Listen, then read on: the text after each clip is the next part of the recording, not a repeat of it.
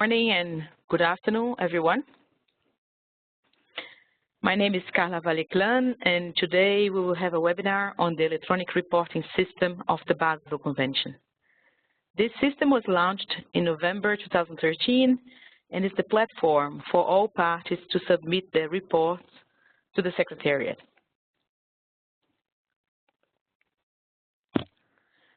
Let us start by recalling the mandate of national reporting under the Basel Convention.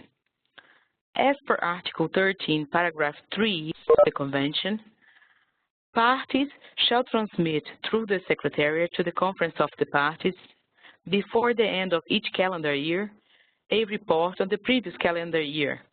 For example, by the end of this year, the 31st December 2014, the Secretariat should receive reports concerning activities from 2013. The focal point to the Convention is the responsible authority to submit such a report. In 2002, the COP approved the format for reporting as it's used nowadays, and this consists of a report composed of two parts. Part 1 is also known as Status of Information and contains mostly qualitative information, such as information on competent authorities and focal points, definitions, restrictions, agreements, facilities, etc. Part 2 is also known as Annual Reporting and contains tables with information on import, export, and generation of hazardous wastes and other wastes, as well as information on disposals that face issues and accidents that may have occurred. The electronic reporting system of the Basel Convention uses the same questionnaire as it was approved by the COP. In the past, parties would send emails, faxes, and hard copies to the Secretariat with their national reports.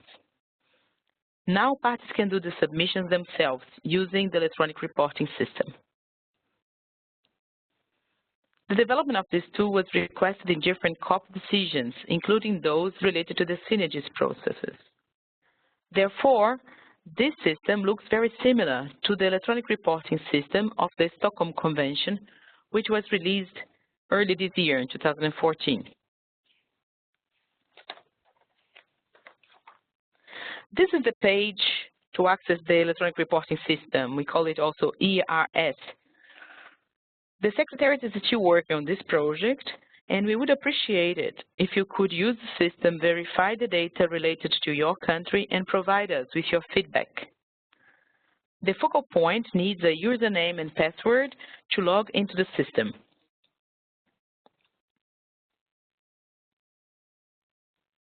Oh, I'm sorry, I missed one detail here which is important, which is several reports, several years for reporting are available online from the year 2000 to the year 2013. And for countries which have already submitted their reports for the years before 2013, they can read the information submitted. And for countries which have pending reports to be submitted, they should use the new system to do so. The system is accessible under this following path here. So on the Basel Convention website, Basel Convention countries, national reporting, electronic reporting system. So here is the page where you have access to the system. Here you can also download the Excel template for tables 6 and 7. And you can also download some instructions on the main features of this system. As I said, the focal point needs a username and password to log into the system. In the next few slides, I'm going to show you some basic concepts available in this system, and then we can also see it real time afterwards. Here you're seeing a screen of the system. On your left side, you have the questions and items which belong to this questionnaire. At the top, you have the toolbar with navigation buttons, with a button to save changes and a button to check for basic errors. Then you have also the main area here, which is there where you or your colleagues will enter information on the reporting. From the previous year to this year, one of the features we have developed is the logout feature, so in case you need that.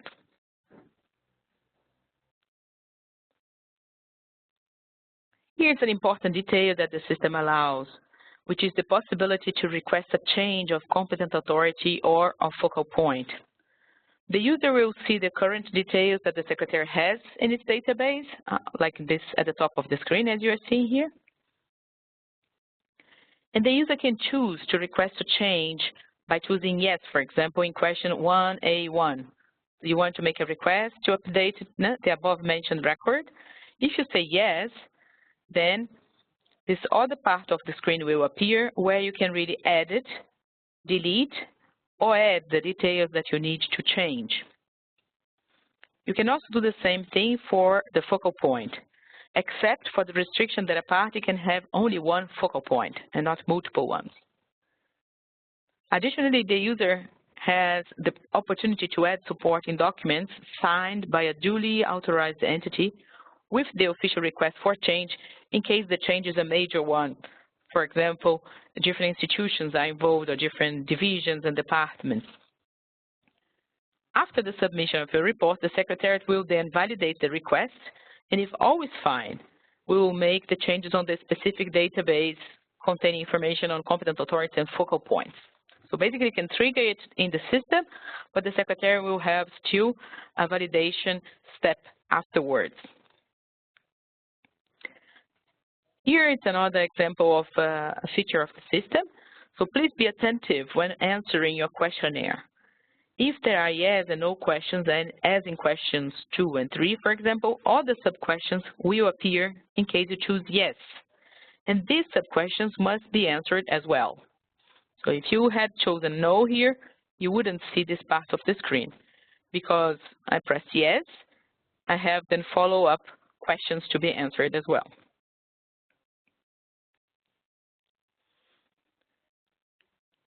This system contains also some rules internally to make users aware that certain things are not properly filled in. This is what we call the basic quality control. Or if a question is left empty, the system tries to indicate to the users that this is happening, and that's what you're seeing here on the screen on these pink messages. So the system is saying that the page contains incomplete or invalid answers. The system will allow users to submit their reports, even if the questionnaire is not complete. So these error messages are just to help you not to forget that something has to be filled in.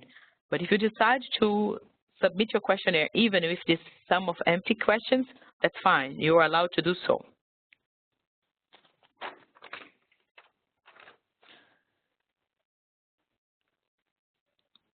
Here is an example of tables. So the questionnaire has a couple of tables, in part 1 and in part 2. And in the system, users are able to enter each single line of each table manually or to upload a document containing the information required. On this screen, you can see the example of Table 1 on agreements. So here highlighted on the screen, you can see the possibility to enter line by line, or you can also put some information on sources on the internet where information could be found, or you can upload the document containing the relevant information. So these concepts apply to all the tables, basically. Here on the screen now, you can see the example of used by tables 6 and 7, which are on import and export of hazardous waste and other wastes. Users are able to upload the Excel file containing the information required, and here we're showing here on the screen. Or again, you can put line by line. If you use the Excel file, the Secretariat will then take care of the data entry for you.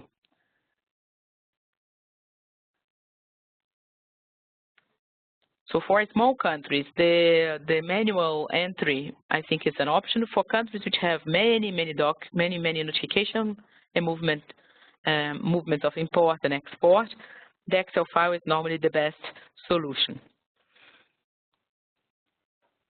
Here you see the examples of time series information. In the sections for tables 8AB and 8B, you have also the possibility of entering data for tables, but in this case, the Excel doesn't really help. You have to enter the data manually on the different cells and add comments in case you have them. What is important also to observe is that even if you are working, let's say, on the year 2013, you are still able to add or change information provided for the previous years.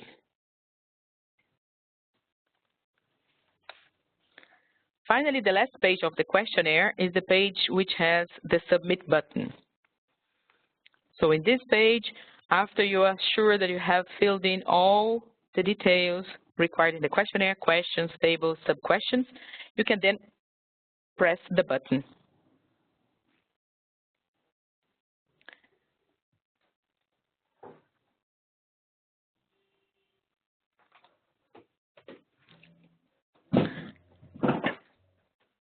So you should be sure to press it only when the whole questionnaire is completed, not before that. But, as I said before, if you decide to send the questionnaire with some incomplete answers, it's also possible.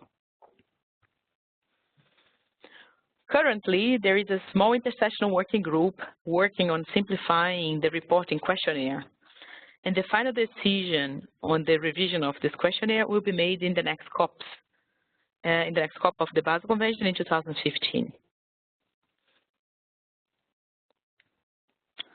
So now just recall what you can do on your side to improve the situation and the quality of your report. So the first thing is to spread the news and with your colleagues who work related to this area, to try to standardize data collection and methodologies, to carry out some basic quality control on your side before submitting your report, because we receive sometimes data which contains really basic errors, and more importantly, to report on time and complete if possible. So if you need any further help, please contact me via email or telephone. These are my 2 email addresses that you can contact me, and many thanks for your interest in participating today in this webinar.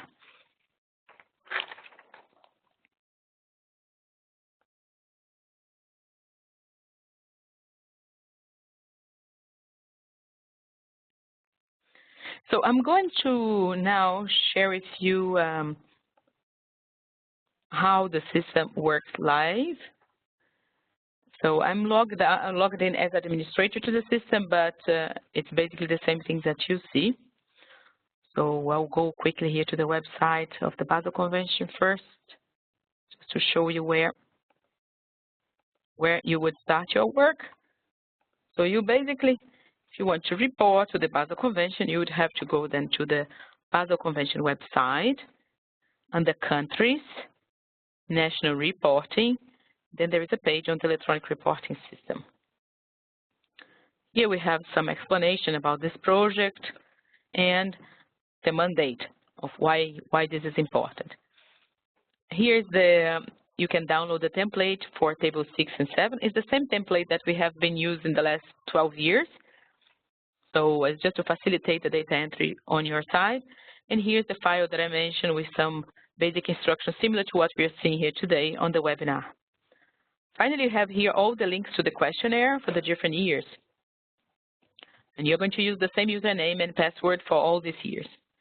Once you log in, you will see something similar to this.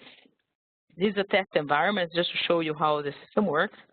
So you would see the name of your country at the top and the details that we have, for example, on the competent authority for that country. You can here use this left menu side to navigate. So you can jump from question 1 to, let's say, question 4. You can also go back and do previous page, next page. And it's important to recall this feature, Save All Changes, since it allows you and your team to work in the system for different days, saving the changes according to the progress of work, for finally the submission at the end. You can also download your answers in a Microsoft Word document. I apologize in advance for the format. This is a feature that we are still working on. So you can download in Microsoft Word, but the tables will not look as good as they should. So we are working on it, and we hope to have a better feature in the near future.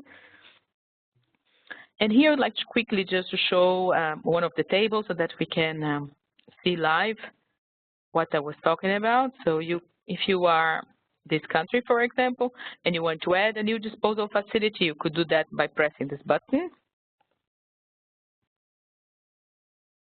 And then you would have to fill in all the details required for this button, for this table, sorry. Or you could, for example, put here the URLs or the specific contact where anybody interested in this kind of information could contact to obtain the information. Or you can also upload the document containing the information required. So and this is feasible for all the tables. I'll go quickly to table 8A, which is a little different. Table A, as we said, it's a time series table, so you are supposed to enter the data individually for each of the years and for each of the lines. Here you have a non-mandatory table, which we decided to have in the system because many countries send this kind of details to us, as just in case of your interest. And finally, you'll jump to the last page, where you can have then the submit button at the top, okay? So as I said before, please try to, it's a simple system, so you should not be scared to use it. It's just a system which has several pages. You can navigate back and forth, save your changes, and when you're ready, you just go to the last page and submit it.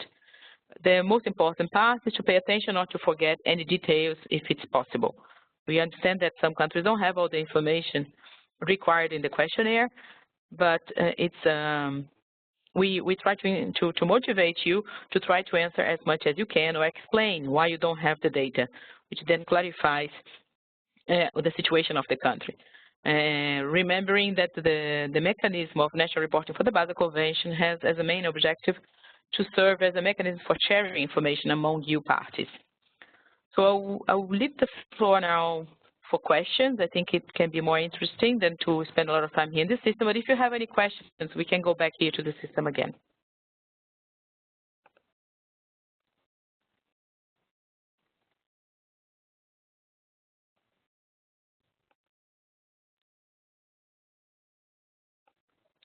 So hi everyone, so thank you for your participation. Either we were very clear about everything, or the system is very simple, or you are still very shy to ask questions. So let's try to use this opportunity to exchange some information among ourselves. So I would like just to know if those who are here today with us, if you are the people responsible for submitting the report, or what kind of interest do you have in this area?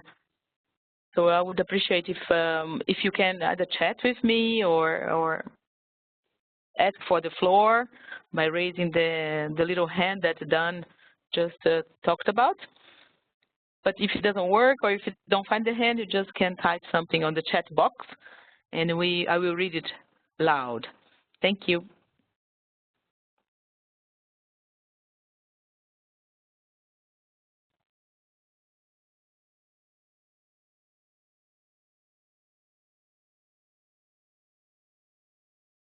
So this may take a few moments to come up with a written question or comment.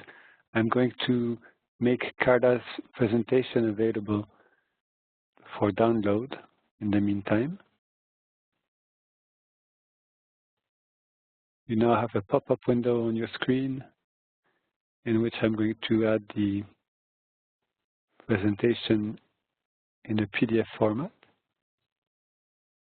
Here it is. If you select it and click on download, you should be able to do so. If you have any issues in doing that, we would send it to you through your respective emails after this session.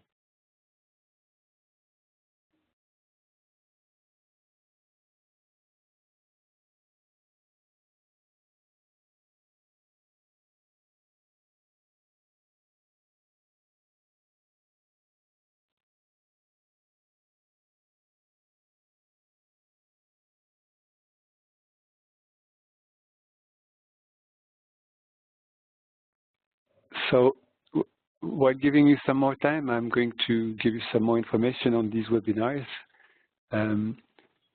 Other sessions of the same webinars are going to be given on the 9th of December. At 10 o'clock, it will be in French. At I'm talking in GMT +1, so it's Geneva time. 10 o'clock on the 9th of December will be a French session. The 9th of December at 12 o'clock will be an Arabic session. And then on the 18th of December at 10 o'clock, we will have Russian presentation, and at 4 o'clock, a Spanish one. You're most welcome to attend these meetings in your own language. I see that some of you are from South America, and you may want to follow this presentation in Spanish more than in English. And you're most welcome to attend these sessions and to bring along any other colleagues if needed.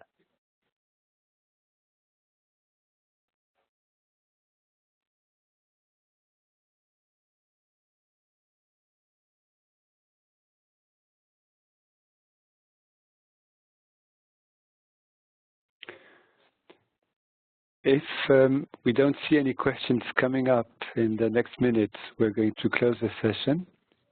There's no need to stay if we don't have any questions coming up. I see that Ms. Go has raised her hand. Ms. Go, please take the floor. You have to open your microphone.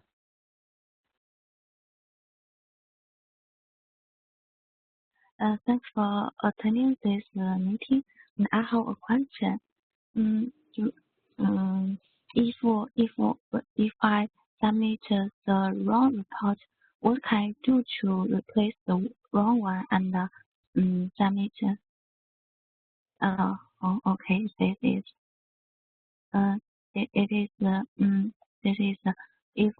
if I submit the wrong one to the system, and what can I do the next? Thank you, Ms. Go, for your question, which is quite clear. And Ms. Vadeklan is going to take the floor and answer. Thank you very much. If you do that, if your country submits a report which contains information you would like to review or revise, you would have to contact me so that either I do the changes for you or I will enable you with the access rights to do so. So once it's submitted, it's possible the system allows for change, but it has to be a controlled way, since it is a formal requirement from the government to the Secretariat. Excuse me, the way I connect you is send you an email. Exactly, please do so via the 2 emails that are on the presentation. One of the 2. I see. Thank you. You're welcome.